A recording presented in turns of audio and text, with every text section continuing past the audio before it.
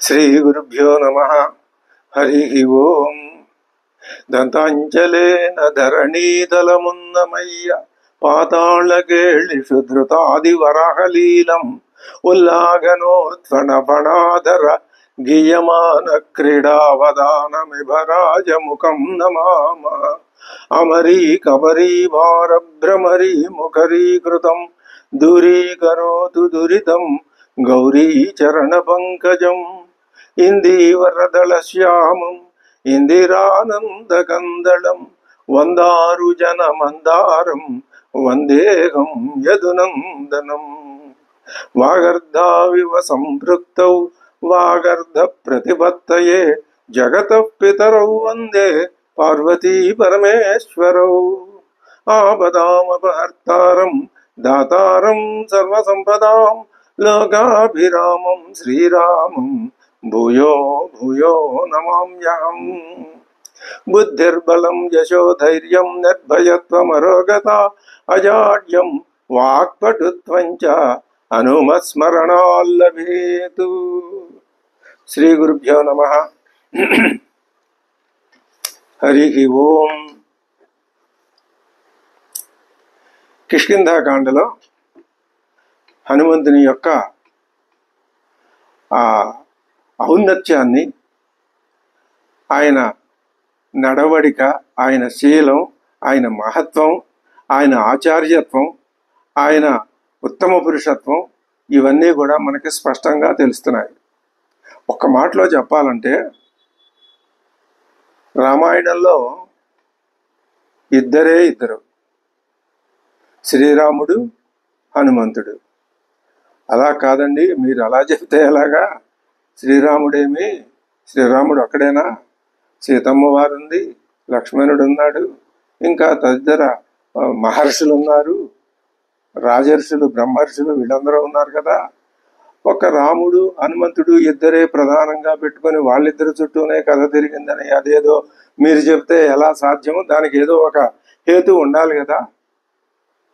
అంటే అవును, హేతు ఏమి అంటే శ్రీరాముడు ఆయన సాక్షాత్తు పరమాత్మ అనే కంటే ఈ సృష్టి సమస్తానికి స్వరూపం అనే మాట బాగా అద్వైత వేదాంత ఆలోచన నిమగ్నులైన వాళ్ళకి ఆ మాట బాగా మనస్సుకు పట్టాలి. ఇది స్వస్వరూపం అంటే ఇప్పుడు ఒక కొండ ఉంది, దాని స్వరూపం ఆ ఆకారం, ఆ వంశ, అది దాంట్లో ఏదో నీళ్లు పోసుకోవటం, అది కాదు, అది దాని స్వరూపం కాదు. స్వరూపం అంటే ఏది లేకపోతే ఇది ఉండదో అది దీని స్వరూపం. ఈ గొప్పతనం. ఏది లేకపోతే కొండ లేదో అది కొండ యొక్క స్వరూపం. ఏది లేకపోతే కొండ లేదు, మట్టి లేకపోతే కొండ లేదు. ఇది ద్వైతంలో చెప్పే ఉదాహరణ. అంతవరకే తీసుకోవాలి అని శంకర భగవత్పాదులు మీరు అన్ని విషయాల్ని అందులో రుద్దొద్దు అని ఆయన చెప్పారు. కాబట్టి స్వరూపం అంటే అది. అలాగే శ్రీరామచంద్రుడు స్వరూపం దేనికి? ఈ కనిపించే సమస్త సృష్టికి, అండపిండ బ్రహ్మాండాలు 14 లోకాలు మొత్తం మీరు ఏదైనా చెప్పండి, దాని అంతటికీ స్వరూపం ఆయనే. అంటే అర్థమేమిటి? శ్రీరాముడుగా తాను ఒక చోట కూర్చుని సృష్టించాడని అర్థమా? కాదు. అప్పుడేమవుతుంది? సృష్టించబడేది, సృష్టించేవాడు, మధ్యలో సృష్టి, ఇవన్నీ 3 వస్తాయి. త్రిపుటి వస్తే ద్వైతమే.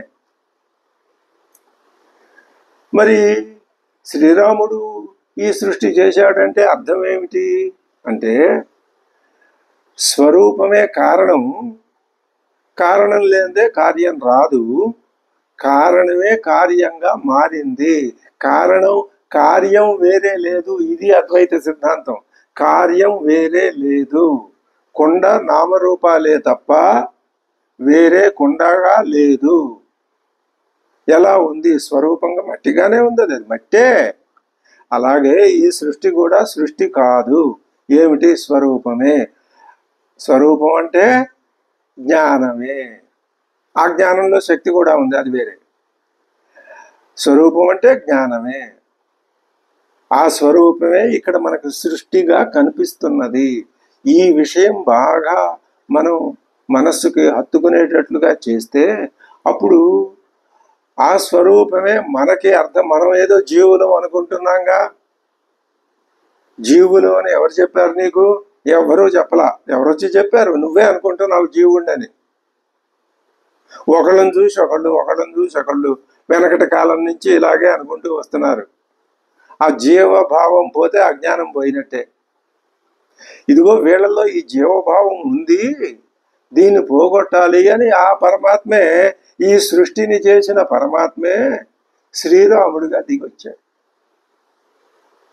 మరి ఆయనే చెప్పుకుంటాడా తన గురించి తాను?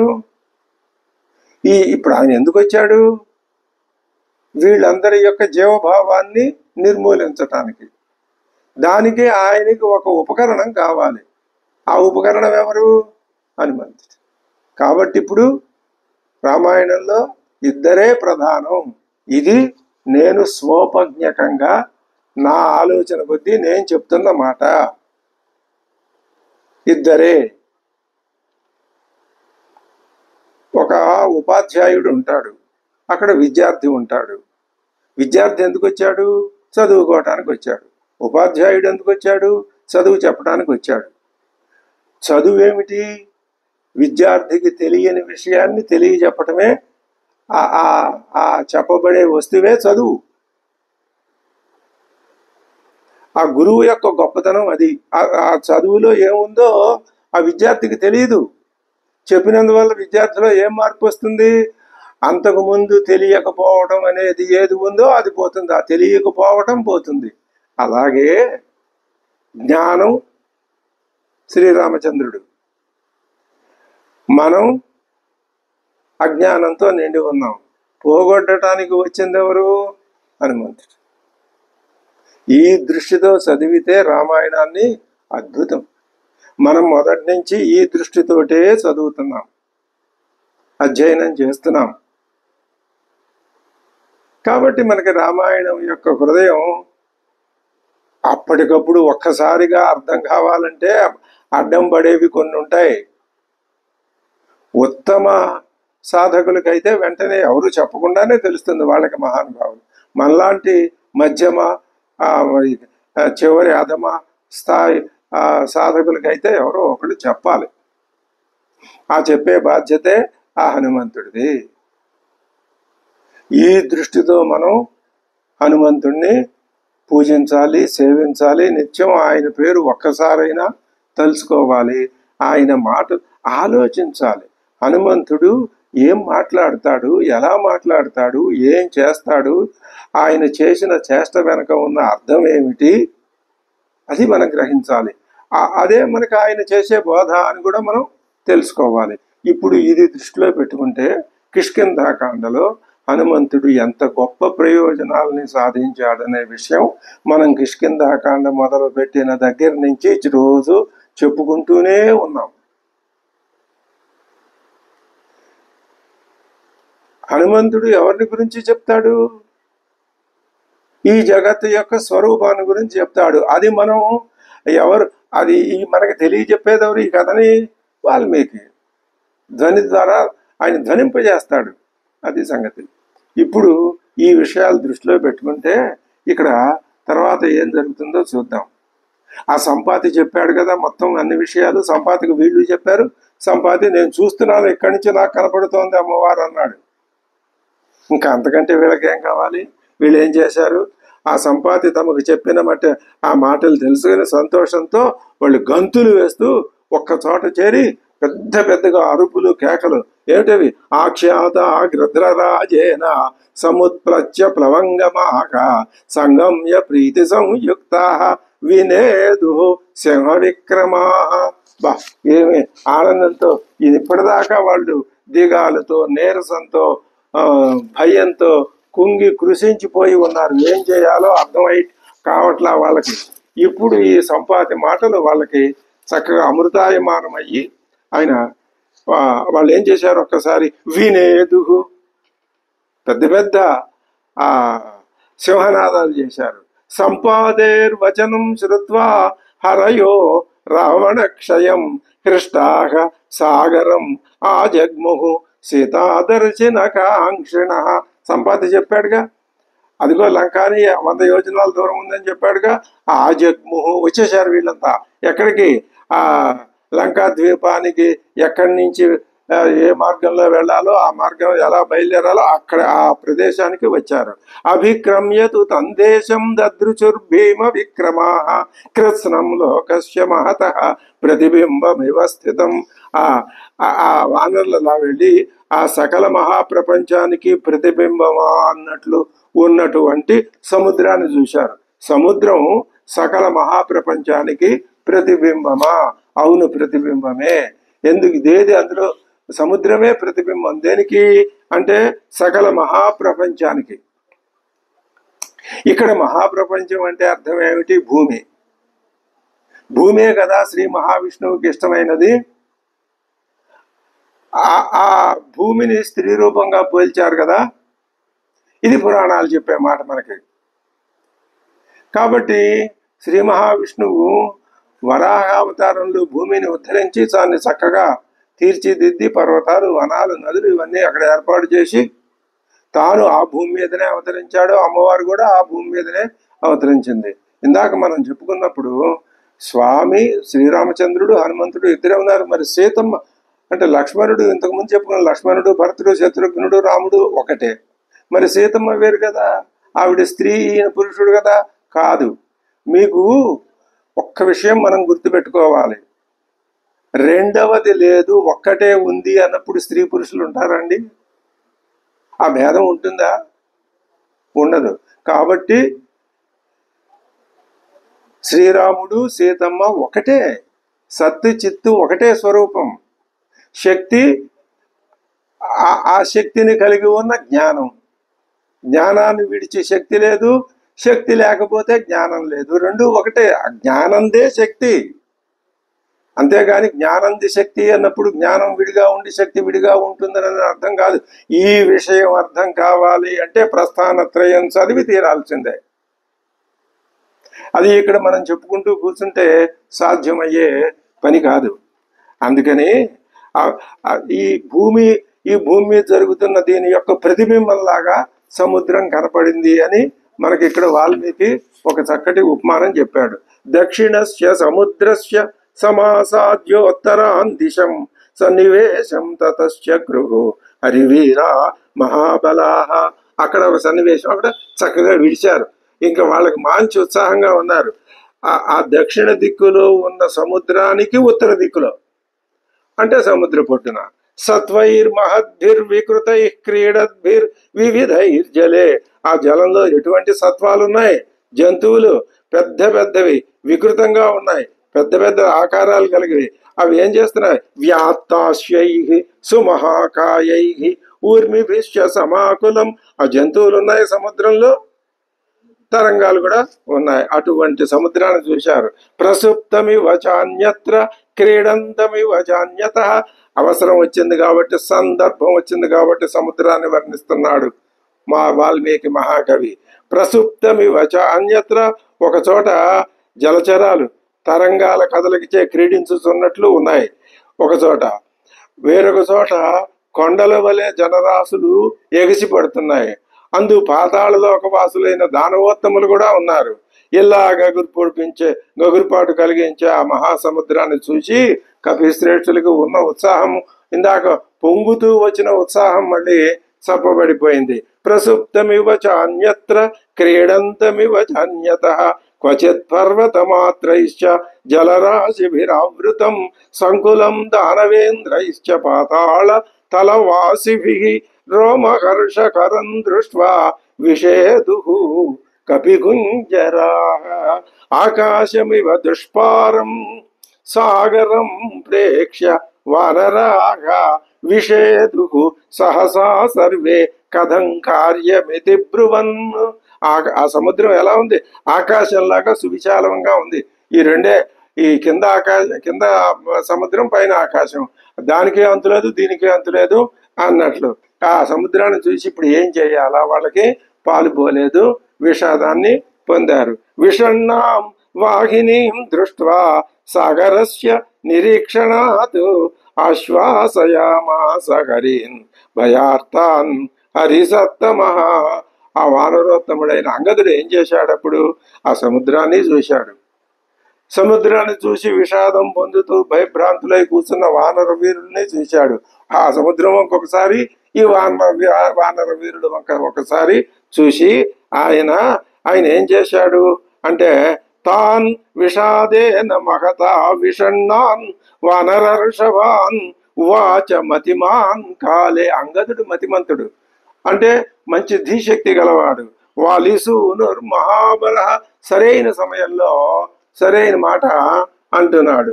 నా విషాదే మనఃకార్యం, విషాదం పొందవద్దు.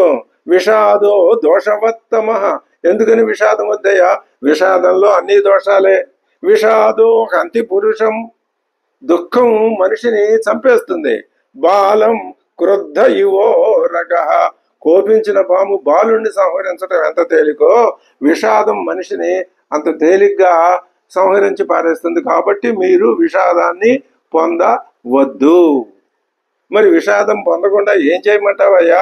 తస్యాం రాత్ర్యాం వ్యతీతాయాం అంగదో వానరైః సహ హరివృద్ధైః సమాగమ్య పునర్మంత్రమమంత్రయతు. ఆ రాత్రి గడిపారు అట్లా కొట్లా. మర్నాడు అంగదుడు వృద్ధులైన వానరులను కలిసి మళ్ళీ ఆలోచన చేస్తున్నాడు. సా వానరాణాం ధ్వజిని పరివార్య అంగదం బభౌ. ఇది వచ్చినటువంటి వీళ్ళంతా ఒక సైన్యం. వీళ్ళందరూ ఏం చేశారు? అంగదుణ్ణి పరివేష్టించి ఉన్నారు. అది ఆ అంగదుణ్ణి వాళ్ళు పరివేష్టించి ఉండటం ఎలా ఉందో చెప్తున్నాడు. వాసవం పరివార్యేవ మరుతాం వాహిని స్థిత. దేవతల సైన్యం, దేవ సైన్యం ఆ దేవేంద్రుణ్ణి పరివేష్టించి ఉంటే ఎలా ఉంటుందో ఈ వానర సైన్యం అంగదుణ్ణి పరివేష్టించి ఉన్నప్పుడు అలా ఉంది. కోన్యస్తాం వానరీం సేనాం శక్తస్తంభయితుం భవేత్ అన్యత్ర వాలితనయాత్ అన్యత్ర చ హనుమత. వాల్మీకి అంటున్నాడు, ఇటువంటి వానర సైన్యాన్ని దాన్ని నిలపాలి అంటే అంగదుడు హనుమంతుడు కాక వేరే ఎవరు సమర్థులు? తతస్థాన్ హరివృద్ధాంశ్చ తచ సైన్యమరిందమ హనుమాన్య అంగద శ్రీమాన్ వాక్యమర్ధవదబ్రవీతు.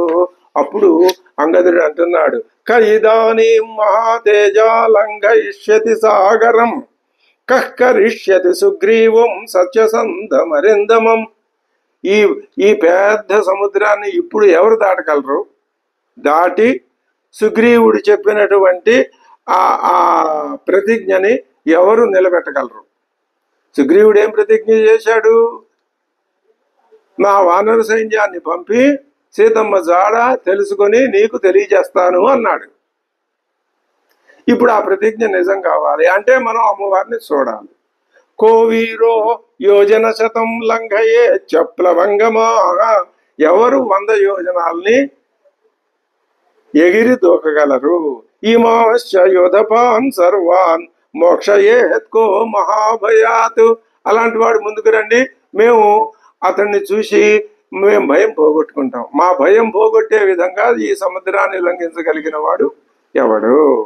కస్య ప్రభావాత్ దారాంశ్చ పుత్రాంశ్చైవ గ్రహాణి చ ఇతో నివృత్తాః పశ్యేమ సిద్ధార్థాః సుఖినో వయం. మహానుభావుడు, ఎవరు మనలో ఎవరో ఒక ఆయన ఉన్నాడు. ఆయన గనక ముందుకు వస్తే మళ్ళీ అందరం వెనక్కి వెళ్ళి భార్యది ఎవరి భార్య ఉన్నవాడు ఎవరి పుత్రులు మళ్ళీ సంసారంలో, లేకపోతే ఇంతే సంగతులు. ఆయనకి ఆ మనసులో ఇంకా దుఃఖం పోలా. ఇప్పుడు సీతమ్మ కనపడలేదు అనుకుంటుంటే సీతమ్మ జాడ సంపాతి చెప్పాడు, వెళ్ళి నిజంగా అమ్మవారిని చూసి రావాలి. ఇది మళ్ళీ కొత్త దుఃఖం మొదలైంది. ఎప్పటికప్పుడు అన్ని కొత్త సమస్యలే వచ్చి పడుతున్నాయి వీళ్ళకి. కస్య ప్రసాదాత్ రామంచ లక్ష్మణంచ మహాబలం అభిగచ్చేమ సంహృష్టాః సుగ్రీవంచ మహాబలం. మనం ఎవరు ఈ కార్యాన్ని సాధించగలరో వాళ్ళు ఆ కార్యాన్ని సాధిస్తే మనం ఆనందంగా విజయంగా వెళ్ళి రామలక్ష్మణుల్ని సుగ్రీవుణ్ణి చూడగలం. యది కశ్చిత్ సమర్థో వస్సాగర ప్లవనే హరికి, మనలో ఉన్న ఆ వానరు వీరుడు ఎవరైతే సమర్థుడు ఉంటాడో స దదాత్విహ నశీఘ్రం పుణ్యాం అభయ దక్షిణాం, అటువంటి అతడు మాకు వచ్చి అభయం అనే దక్షిణ అభయాన్ని వాళ్ళనే దాటుతానయ్యా అని మాకు అభయం ఇయ్యాలి. ఎవరిస్తారు? అంగదస్య వచ శ్రుత్వా న కశ్చిత్ కించిద్ అబ్రవీత్, కిమిన్ అసలు ఎవ్వరూ మాట్లాడలా, ఒక్కళ్ళు కూడా మాట్లాడలా. స్థిమితేవాభవత్ సర్వా తత్ర సా హరివాహిని, ఈ స్థిమితం అయిపోయింది, చప్పబడిపోయి అలా కూర్చున్నట్లు అయిపోయింది. పునరేవ అంగద ప్రాహ తాన్ హరీన్ హరిసత్తమః సర్వే బలవతాం శ్రేష్ఠాః భవంతో దృఢ విక్రమాః. మళ్ళీ అంగదుడే అంటున్నాడు, ఏమయ్యా మీరంతా మంచి బలపరాక్రమాలు గలవాళ్లే కదా. వ్యపదేశ్య కులే జాతాః పూజితాశ్చాప్యభీక్షణశః నహి వో గమనే సంగః కదాచిత్ కస్యచిత్ క్వచిత్ బ్రువధ్వం యస్య యా శక్తి ప్లవనే ప్లవగర్షభః. మీలో ఎవడు ఎప్పుడు ఎక్కడ గమనంలో భంగం పొందలేదు కదా, మీరు ఇంతవరకు ఎవరు అపజయం పొందలేదు కదా, మీలో ఒక్కొక్కరు ఎంతెంత దూరం దాటగలరో చెప్పండి అంటే, తదోంగద వచ శ్రుత్వా సర్వే తే వానరోత్తమాః స్వం స్వం గతౌ సముత్సాహం ఆహుః తత్ర యథాక్రమం.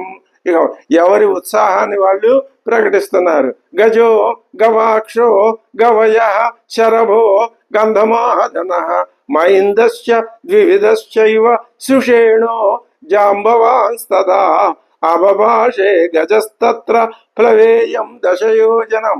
గజుడు ఏమన్నాడు? నేను 10 యోజనాలు అలాగా దూకేస్తానయ్యా అన్నాడు. గవాక్షో యోజనాన్యాహ గమిష్యామీతి వింశతిం. గజుడు 10 యోజనాలంటే గవాక్షుడు 20 యోజనాలు అన్నాడు. గవయో వానరస్తత్ర వానరాంస్తానువాచ త్రింశతం తు గమిష్యామి. గజుడు గవాక్షుడు గవయుడు, గజుడు 10, గవాక్షుడు 20, గవయుడు 30 అన్నాడు. శరభస్తానువాచాధ వానరాన్ వానరర్షభ చత్వారింశత్ గమిష్యామి యోజనానాం ప్లవంగమాః. ఎంత చక్కగా ఇంత దుఃఖ అతిరేకమైన విషయంలో కూడా వాల్మీకి ఒక్కొక్కడిలో మాటల్ని చెప్తూ తాత్కాలికంగా వాళ్ళ దుఃఖాన్ని మర్చిపోయారు. వినేవాళ్ళు చదివేవాళ్ళు కూడా కొంచెం వినోదంలో, ఓహో ఒక్కొక్కడు నేను 10 అని ఒకడు 20 అని ఒకడు 30 అని ఒకడు ఉంటుంటే అది కొంచెం వినోదాత్మకంగా కూడా ఉంటుంది. వానరస్తు మహాతేజ అబ్రవీత్ గంధమాదన యోజనానాం గమిష్యామి పంచాశత్తు న సంశయ. 50 అందులో డౌట్ లేదు అన్నాడు. ఎవరు? గంధమాదనుడు. మైందస్తు వానరస్తత్ర వానరాంస్తానువాచ యోజనానాం పరం షష్ఠిం అహం ప్లవితుముత్సహే. మైందుడు 60 అన్నాడు. తతస్తత్ర మహాతేజ ద్వివిధ ప్రచభాషత గమిష్యామి న సందేహః సప్తతిం యోజనాన్యహం. మహాతేజుడు ఎవరు? ద్వివిధుడు ఏమన్నాడు? 70 అన్నాడు. సుషేణస్తు హరిశ్రేష్ఠ ప్రోక్తవాన్ కపిసత్తమాన్ అశీతిం యోజనానాం తు ప్రవేయం ప్లవగేశ్వరాః. సుషేణుడు నేను 80 అన్నాడు. తేషాం కథయతాం తత్ర సర్వాంస్తాన్ అనుమాన్య చ తతో వృద్ధతమస్తేషాం జాంబవాన్ ప్రచభాషత. అందరిలో పెద్దవాడైన జాంబవంతుడు వాళ్ళందరి యొక్క అనుమతిని పొంది ఆయన ఇలా అంటున్నాడు. పూర్వం అస్మాకమప్యాసీత్ కశ్చిత్ గతి పరాక్రమ. నాకు కూడా ఒకప్పుడు, అంటే నేను యౌవనంలో ఉన్నప్పుడు గొప్ప గమనశక్తి ఉండేదండి. కానీ ఇప్పుడు నేను వృద్ధుణ్ణి అయిపోవటంతో ఆ గమనశక్తి పోయింది. కింటు నైవం గతే శక్యమిదం కార్యముపేక్షితుం యదర్థం కపిరాజశ్చ రామశ్చ కృత నిశ్చయౌ. ఇప్పుడు నేను ముసలివాడిని అయినాను, రామశగ్రీవులు ఉభయులు మాకు కర్తవ్యంగా నిశ్చయించిన ఈ పని మాత్రం మనం ఉపేక్షించకూడదు. ఏం చేయాలి? సాంప్రతం కాలభేదేన యాగతిస్తాం నిబోధత సనవతిం యోజనానాంతు గమిష్యామి న సంశయ. నేను ఎంత దూరం పోగలనో చెప్తాను వినండి. నేను 90 యోజనాల వరకు ఎగరగలను. తాస్తు సర్వాన్ హరిశ్రేష్టాన్ జాంబవాన్ పునరబ్రవీత్. మళ్ళీ జాంబవంతుడే అంటున్నాడు. న ఖల్వేతావదేవాసీత్ గమనే మే పరాక్రమ. ఎంతకంటే అధికమైన పరాక్రమం నాకు లేదు. మయా మహాబలేశ్చైవ యజ్ఞే విష్ణు సనాతన ప్రదక్షిణీకృత పూర్వం క్రమమాణస్త్రివిక్రమం. యవనంలో ఇంత మాత్రమే కాదు, ఇంకా ఎక్కువ ఉండేది. సనాతనుడైన విష్ణువు త్రివిక్రమావతారంలో 3 అడుగుల కొలిచినప్పుడు అంతలోపలనే నేను ముల్లోకాల్ని అతిక్రమించి ఉన్న ఆయన చుట్టి నేను ప్రదర్శనం చేశాను. అంతటి గమనశక్తి అప్పట్లో ఉండేది. స ఇదానీమహం వృద్ధ ప్లవనే మంద విక్రమ. ఎగిరి నేను దూకడంలో నాకు నా విక్రమం మందం అయిపోయింది. యౌవనే చ తదాసీన్మే బలమ ప్రతిమం చ వై సంప్రచ్యేతావతీం శక్తిం గమనే తర్కయామ్యహం నైతావతా చ సంసిద్ధిః కార్యస్యాశ్చ భవిష్యతి అధోత్తరముదారార్థమబ్రవీదంగదస్తదా అనుమాన్య మహాప్రాజ్ఞం జాంబవంతం మా కపిః. జాంబవంతుడితో అంగదుడు అంటున్నాడు, అహమే తద్గమిష్యామి యోజనానాం శతం మహతు. నేను 100 యోజనాలు దాటగలను, కానీ తిరిగి రాగలనో లేదో నేను చెప్పలేను. ఇది ఒక చక్కటి ప్రహసనంలాగా వచ్చింది. తమువాచ హరిశ్రేష్టం జాంబవాన్ వాక్యగోవిద జ్ఞాయతే గమనే శక్తిస్తవ హర్వృక్ష సత్తమా. నీ సామర్థ్యం మాకు తెలుసునయ్యా. కామం శతం సహస్రం వా నహ్యేష విధిరుచ్యతే. నువ్వు 100 యోజనాలే కాదు, నేను 1000 యోజనాలు కూడా దాటిపోవుటకు మరలి వచ్చుటకు నువ్వు సమర్థుడివే. నహి ప్రేషయితాత స్వామి ప్రేష్య కథంచన. నువ్వు ప్రేషయితవే గాని ప్రేష్యుడివి కాదు. నువ్వు వెళ్ళకూడదు, వెళ్ళేవాళ్ళని ఎవరినైనా పంపించాలి. భవదాయంజన సర్వ ప్రేష్య ప్లవగ సత్తమ. నీలో ఎవరిని నువ్వు పంపిస్తావో చెప్పు, వాళ్ళు వెళ్తారు. భవాన్ కళత్రమస్మాకం స్వామి భావే వ్యవస్థిత. స్వామి కళత్రం సైన్యస్య గతిరేషా పరంతప. తస్మాత్ కళత్రవత్తాత ప్రతిపాల్య సదా భవాను. నువ్వు మాకు యువరాజువి కాబట్టి మేమే నిన్ను కాపాడుకోవాలి. సైన్యం ఎప్పుడు స్వామిని కాపాడుకోవటమే పద్ధతి. కాబట్టి నిన్ను మేమందరం భార్యను వలె జాగ్రత్తగా కాపాడుకోవాలి. అపి చైతస్య కార్యస్య భవాన్ మూలమరిందమా మూలమర్ధస్య సంరక్ష్య మేష కార్య విదామయ నయ. మూలే సతి సిద్ధ్యంతి గుణ పుష్పఫలోదయా. చెట్టుకి వేరు చక్కగా ఉన్నప్పుడే కదా పువ్వులు ఫలాలు మున్నగునవన్నీ చక్కగా నవనవలాడుతూ ఉంటాయి. అట్లాగే ఈ కార్యానికి అంతటికి నువ్వే ముఖ్యుడివి. తద్భవానస్య కార్యస్య సాధనే సత్య విక్రమ బుద్ధి విక్రమ సంపన్నో హేతురత్ర పరంతప. ఈ మొత్తం కార్యానికి అంతటికి నువ్వే ప్రధాన సూత్రధారుడివి. గురుశ్చ గురుపుత్రశ్చ త్వం హి నః కపిసత్తమ. నువ్వే మాకు పూజనీయుడివి, మాకు పూజ్యుడైన వాలికి కుమారుడివి. నిన్ను ఆశ్రయించే మేం కార్యం సాధించడంలో సమర్థులం అవ్వగలం తప్ప నిన్ను చూపించుకొని నీ నాయకత్వంలో చేయాలి తప్ప ఏ నాయకత్వం లేకుండా మేము చేయలేం. భవంతమాశ్రిత్య వయం సమర్థాకి అర్థసాధనే ఉక్తవాక్యం మహాప్రాజ్ఞం జాంబవంతం మహాకపి ప్రత్యువాచోత్తరం వాక్యం వాలిసూనురథంగద.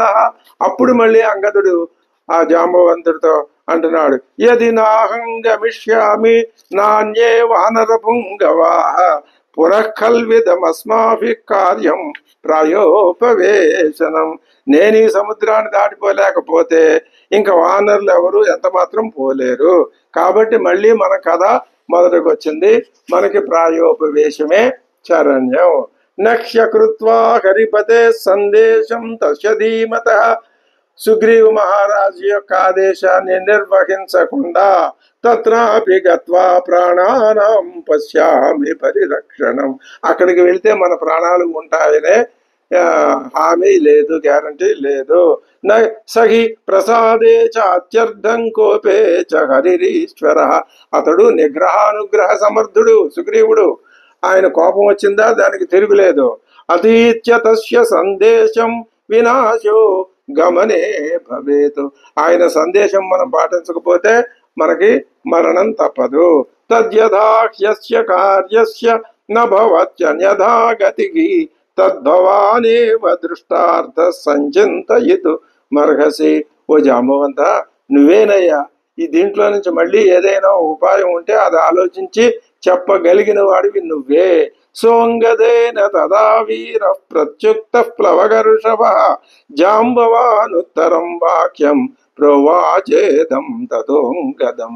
మళ్ళీ అంటున్నాడు జాంబవంతుడు, అస్యతే వీర కార్యస్య నకించిత్ పరిహీయతే, నువ్వేం కంగారు పడుకు, ఈ కార్యక్రమం ఏమాత్రం నా పరిహీయతే, ఇది దురర్థకం కాదు, చెడిపోదు.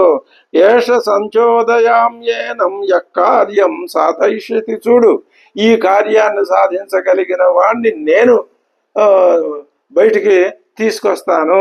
ఎలాగా? సాధయిష్యతి తతః ప్రతీతం ప్లవతాం వరిష్టం ఏకాంతం ఆశ్రిత్య సుఖోపవిష్టం.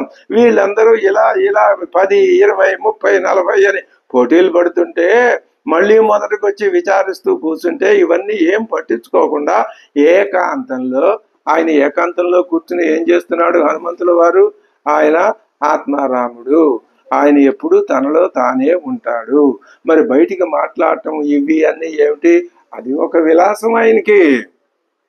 ఆయన ఎప్పుడూ స్వస్వరూప జ్ఞానంతో ఉంటాడు. జీవన్ముక్తుడు ఇలాగే ఉండాలి, అది హనుమంతుడు చేసి చూపిస్తున్నాడు. అవసరం వస్తేనే లోక వ్యవహారంలో పాల్గొంటాడు, అవసరం వస్తే మాట్లాడతాడు, చేయవలసిన పని ఏదైనా ఉంటే చేసేస్తాడు, చక్కగా వెళ్ళిపోతాడు. ఎక్కడ ఉంటాడో ఏం చేస్తాడో తెలియదు. ఉన్నే చెప్పారు, కిష్కింధ రాజ్యంలో రాజవీధిలో పక్కన ఒక ఇల్లు ఆయనకి ఉందని చెప్పారు. ఆయన ఇంట్లో ఉంటాడా? ఎక్కడ ఉంటాడు? ఆయన తనలో తానే ఎప్పుడు ఉంటాడు. ఇంట్లో ఉండటం వేరు, ఆయన ఎక్కడున్నా తనలో తానే ఉంటాడు. ఈ తనలో తాను ఉండటం అనేది చాలా అద్భుతమైనటువంటి విషయం. ఇదే అద్వైత సిద్ధాంతం, సాధన, సిద్ధి అన్నీ ఇదే. తనలో తాను ఉండటమే, మూడు అదే. చాలా గొప్ప విషయం. దీని గురించి ఎంత ఆలోచించినా ఇంకా ఏవో కొన్ని సందేహాలు వస్తూనే ఉంటాయి. అలా రావాలి, అదే సాధనా విధానం. సరే, తతః ప్రతీతం ప్లవతాం వరిష్టం ఏకాంతం ఆశ్రిత్య సుఖోపవిష్టం, ఏకాంతంగా హాయిగా చక్కగా సుఖంగా కూర్చుని ఉన్నాడు హనుమంతుడు. సంచోదయామాస హరిప్రవీరో హరిప్రవీరం హనుమంతమేవ. ఈ హరిప్రవీరుడు ఆ హరిప్రవీరుణ్ణి సంచోదయామాస ప్రోత్సహించాడు. ఏమని ప్రోత్సహించాడు? హనుమంత, నువ్వే ఈ సముద్రాన్ని దాటాలి సుమా అని ప్రోత్సహించాడు. అదే చెప్తున్నాడు, అనేక శత సాహస్రీం విషణ్ణాం హరివాహినీం జాంబవాన్ సముదీక్షైవం హనుమంతమధబ్రవీత్. హనుమంతుడితో అంటున్నాడు, వీర వానరలోకస్య సర్వశాస్త్ర విశారద, వానరులలో నీవు మేటి వీరుడివి, సకల శాస్త్ర పండితుడివి. ఇది హనుమంతుడి గొప్పతనం. సకల శాస్త్ర విశారద, అన్ని శాస్త్రాలు, లౌకిక శాస్త్రాల్లో వేదాలు అలౌకికం, అటువంటి ఆ సమస్త శాస్త్రాల్లో నీ అంత పండితుడు లేడయ్యా. నువ్వు వీరుడివి, శాస్త్ర పండితుడివి. శాస్త్ర పాండిత్యం ఉన్న చోట వీరత్వం ఉండదు, వీరత్వం ఉన్న చోట శాస్త్ర పాండిత్యం ఉండదు. రెండు నీలో ఉన్నతోన్నత స్థాయిలో ఉన్నాయి. మొట్టమొదటి ప్రశంసా వాక్యం హనుమంతుడిని గురించి జాంబవంతుడు చెప్పిన మాట. కాబట్టి ఇప్పుడు మనం హనుమంతుడిని గురించి ఎక్కడైనా 2 ముక్కలు చెప్పాల్సిన సందర్భం వస్తే మొట్టమొదటి ఏం చెప్పాలి? హనుమంతుడు వీరుడు, సకల శాస్త్ర పండితుడు. దీని గురించి ఎంతసేపు అయినా చెప్పుకోవచ్చు. తూష్ణీం ఏకాంతమాశ్రిత్య హనుమం కిన్న జల్పసి. ఏం మాట్లాడవేమయ్యా, ఏకాంతంగా చక్కగా ప్రశాంతంగా కూర్చున్నావు. హనుమన్ హరిరాజస్య సుగ్రీవస్య సమోఖ్యసి. నువ్వు మా రాజుగారితో సమానుడు. ఇది రెండో ప్రశంస. సుగ్రీవుడితో సమానుడువయ్యా నువ్వు. రాజుగారి తర్వాత రాజుగారివి నువ్వే. రామ లక్ష్మణయోశ్చాపి తేజసా బలేనచ. నువ్వు తేజస్సులో గాని బలంలో గాని రామలక్ష్మణులతోటి సుగ్రీవుడితోటి సమానమైన వాడివి. ఇది రెండో విషయం. ఇది పొగడత కాదు, ఉన్న విషయాన్ని గమనించిన వాళ్ళల్లో మొట్టమొదటి వాడు జాంబవంతుడు. అది కూడా ఒక గొప్ప లక్షణమే. ఎదటి వాళ్ళ గొప్పతనాన్ని గ్రహించటం గొప్ప లక్షణం. గ్రహించటం కాక దాన్ని చక్కగా నిండు మనసుతో చెప్పటం సహృదయుల లక్షణం. ఈ కాలంలో చాలా మంది ఎదటి వాళ్ళ గొప్పతనాన్ని ఒప్పుకోరు. అది వీళ్ళ యొక్క పెద్ద లోపం. దీన్ని ఏమంటారు? ప్రగల్భత, ఆ ప్రాగల్భ్యం అంటారు. ఒప్పుకోరు. ఒప్పుకోవలసి వచ్చినా ఏదో పెద్ద అనే విధానంగా. ఇది మానవుడి యొక్క ఈ బుద్ధి ఎన్ని రకాల వక్రంగా ఉండాలో అంత రకాలుగా. దీని అంతటికీ మూలం తమో గుణం. దాన్ని బాగా ప్రేరేపించేది రజోగుణం.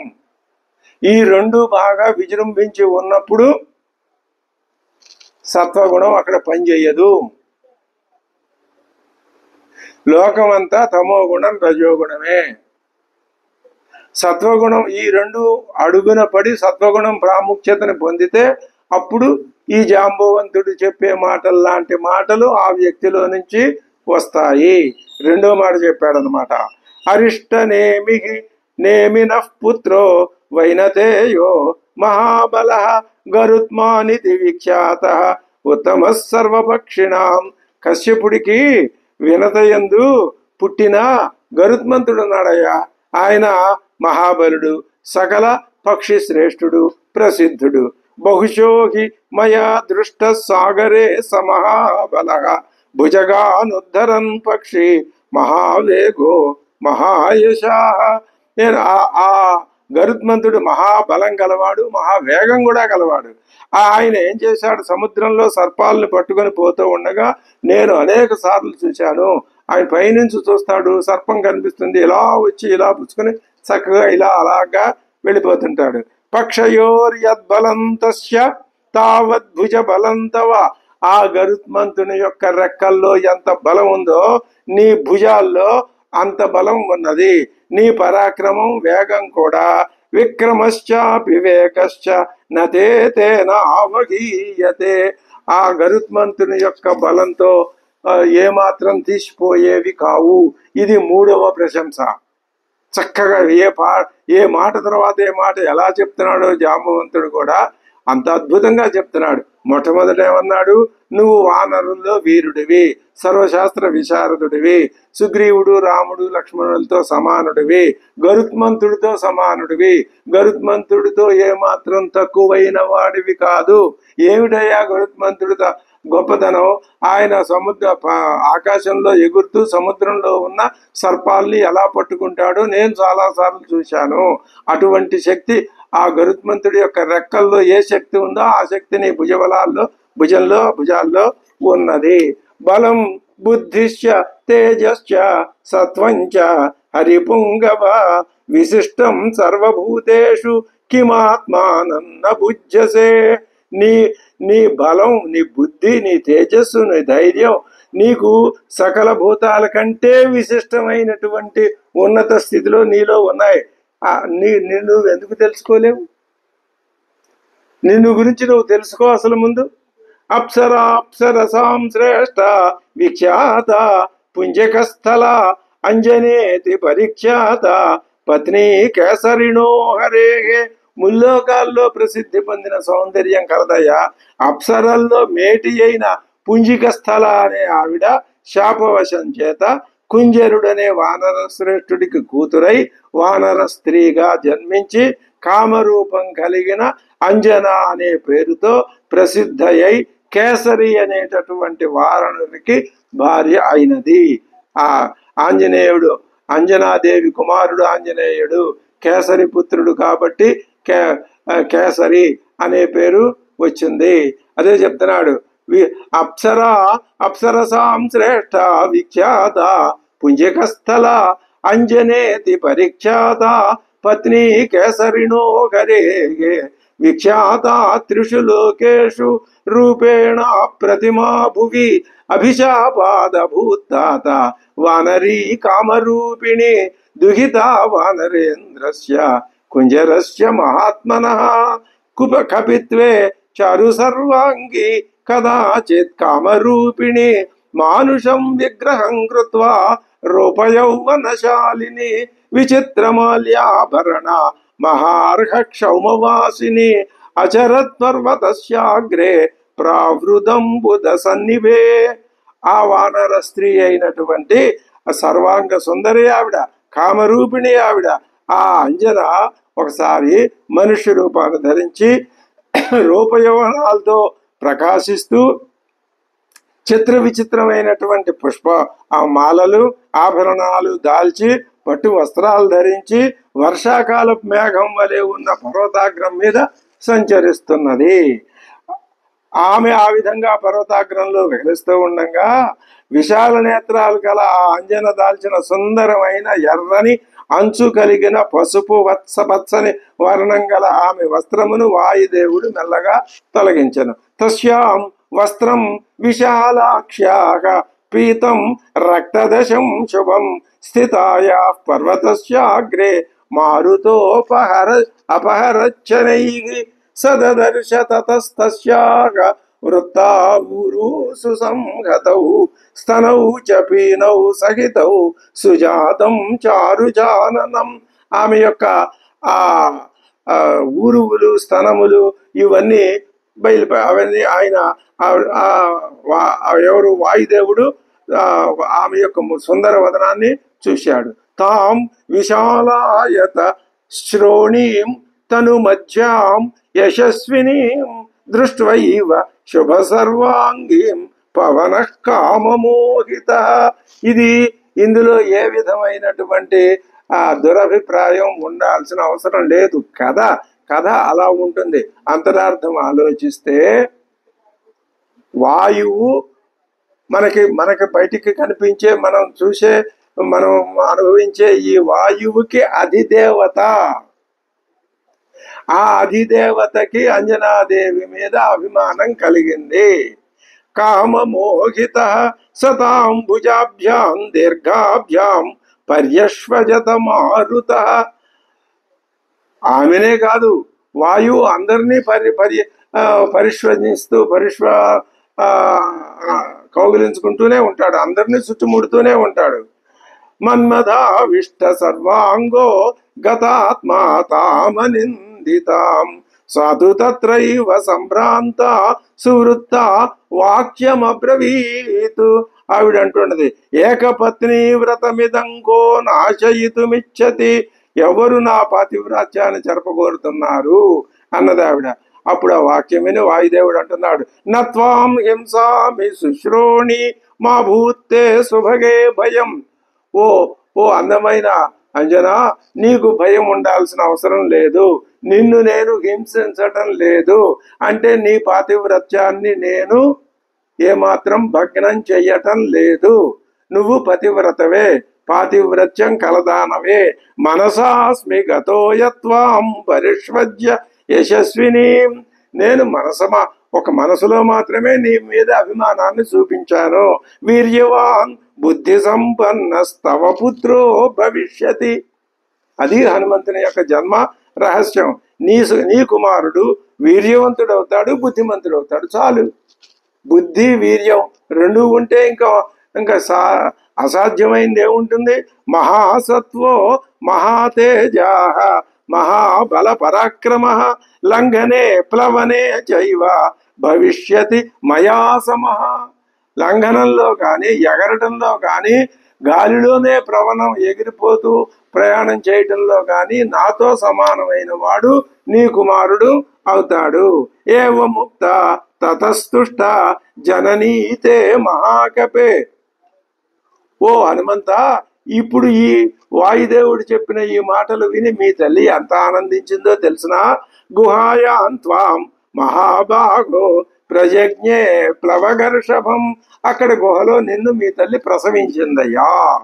అభ్యుద్ధితం తత సూర్యం బాలో దృష్ట్వా మహావనే, నువ్వు పుట్టగానే బాలుడుగా ఉండగానే సూర్యుడు ఉదయించడం చూసి మహావనంలో అది ఒక ఫలమని నువ్వు భ్రమించి దాన్ని తినడానికని పైకి ఎగిరి ఆకాశ మార్గంలోకి వెళ్ళావు. ఫలం చేతి జిగృక్షు త్వం ఉత్ప్లుత్యాభ్యుద్గతో దివం శతాని త్రీణి గత్వాత యోజనానాం మహాకపే, 300 యోజనాల దూరం పైకి ఎగిరి నువ్వు తేజసా తస్య నిర్ధూతో న విషాదం గతస్తతః, నువ్వు పై సూర్యుని తేజస్సు నిన్ను ఎంత బాధించినా నువ్వు విషాదం పొందలేదు. నా విషాదం గతః, ఏమాత్రం నువ్వు లెక్క చేయలేదు, అలసిపోలేదు, కందిపోలేదు కూడా నువ్వు.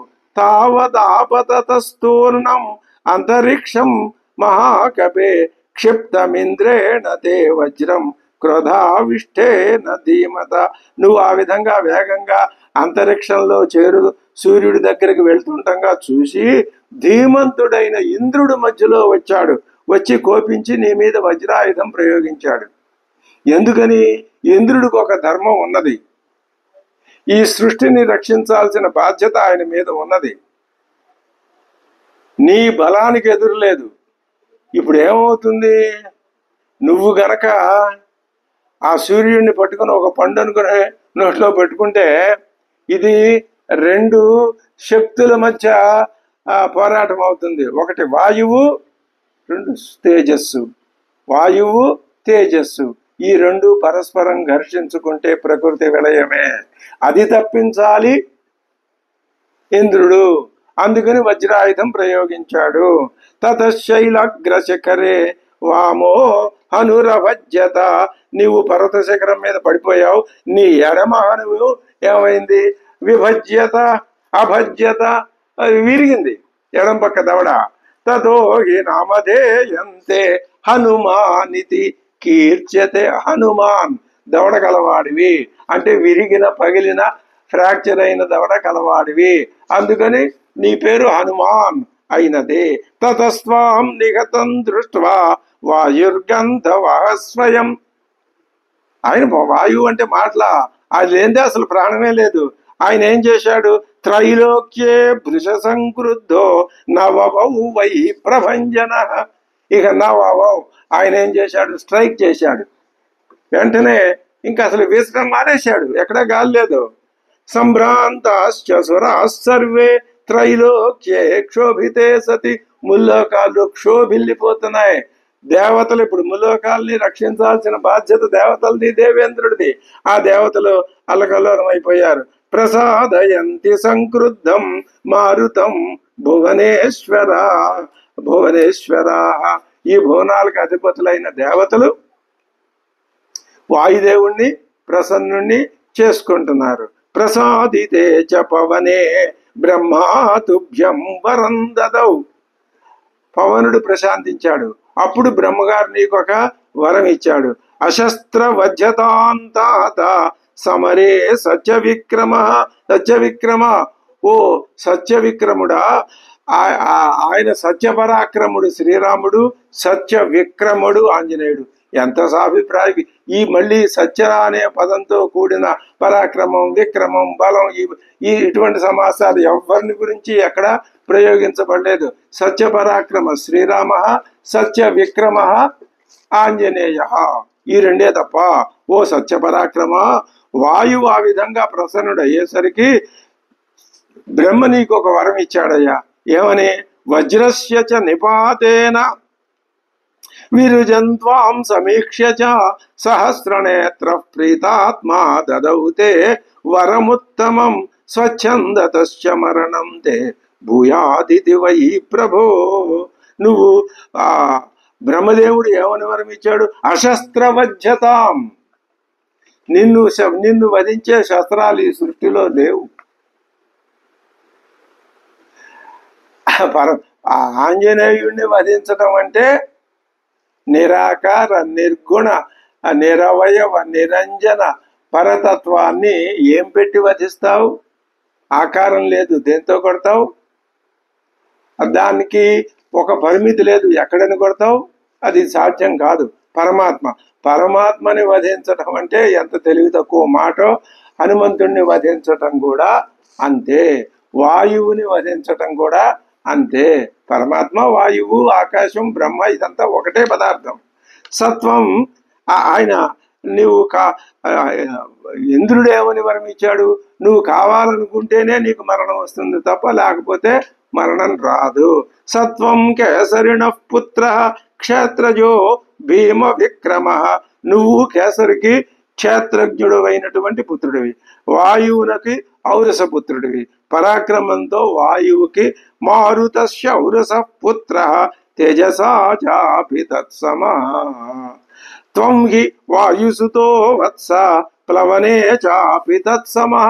నువ్వు వాయుపుత్రుడివి, ఎగరటంలో వాయువుతో సమానమైన వాడివి. వయమధ్యగత ప్రాణా భవాన్నస్త్రాతు సాంప్రతం. ఇప్పుడు మేము చాలా ఆపదలో ఉన్నాం, నువ్వు వచ్చి మమ్మల్ని రక్షించాలి. దాక్ష్య విక్రమ సంపన్న పక్షిరాజ ఇవాపరగా. నువ్వు గరుత్మంతుడు వలె ఆ సామర్థ్యం గలవాడివి, నువ్వు మమ్మల్ని ఆదుకోవాలి. త్రివిక్రమే మయా తాత సశైల వనకానన త్రిసప్త కృత్వ పృథివీ పరిక్రాంత ప్రదక్షిణం. విష్ణువు త్రివిక్రమావతారం ఎత్తినప్పుడు, అంటే వామనావతారం ధరించినప్పుడు, నేను పర్వతాలు అడవులతో కూడిన ఈ సమస్త భూమండలంలో ఆ భూమండలాన్ని అంతటినీ 21 మార్లు ప్రదక్షిణం చేశాను తెలిసిన.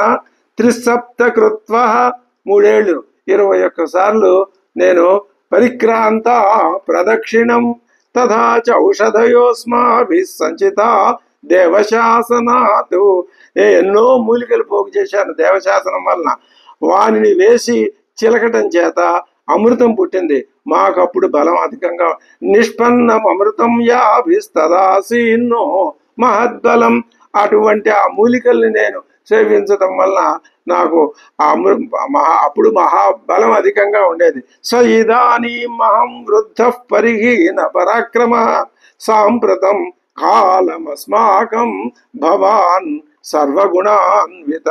ఈ కాలంలో మాలో నువ్వొక్కడివే సకల శక్తులు కలవాడివి, మేము వృద్ధుడు అయిపోయాను అని జాంబవంతుడు అంటున్నాడు. తద్విజృంభస్వ.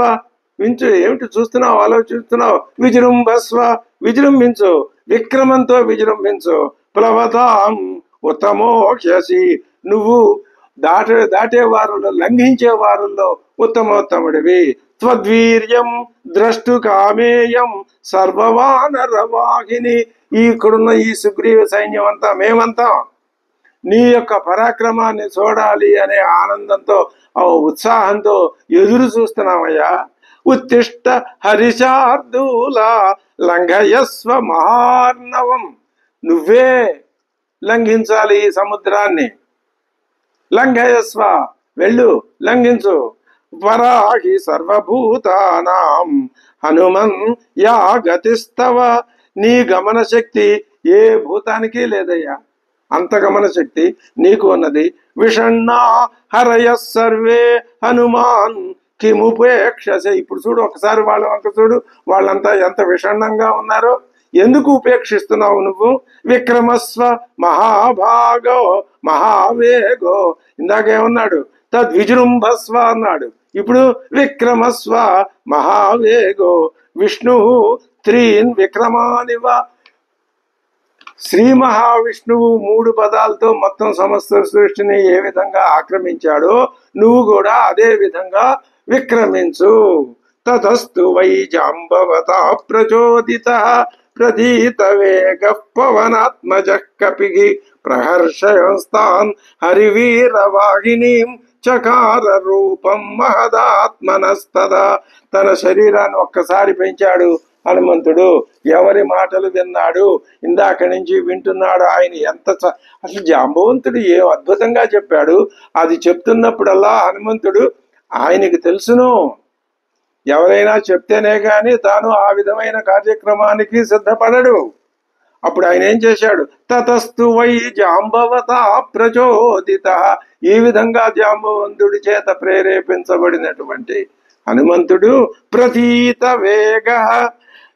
తన వేగం ఆ గుణాల్ని తెలుసుకొని పవన ఆత్మజ కపికి ప్రహర్షయన్స్తాం హరివీరవాహిని ఆ ఆ కపి సైన్యాన్ని సంతోషపరుస్తూ చకార రూపం మహతు ఆత్మనస్తదా తన యొక్క రూపాన్ని మహతు చకార బాగా శరీరాన్ని పెంచెను. శరీరాన్ని పెంచటం ఆయన హనుమంతుడు అణిమాద్య అష్టసిద్ధులు కలవాడు అని చెప్తారు. ఇక్కడ మనకు రామాయణంలో కొన్ని విషయాలు చెప్పరు, కానీ మనం వాటిని గ్రహించాలి. హనుమంతుడు ఈ విధంగా ఆయన ఒళ్ళంతా ఉత్సాహంతో పొంగింది. తర్వాత ఏ విధమైన కార్యక్రమం ఆయన చేశాడు అన్నది మనం తర్వాత ఎపిసోడ్లో తెలుసుకుందాం. స్వస్తి.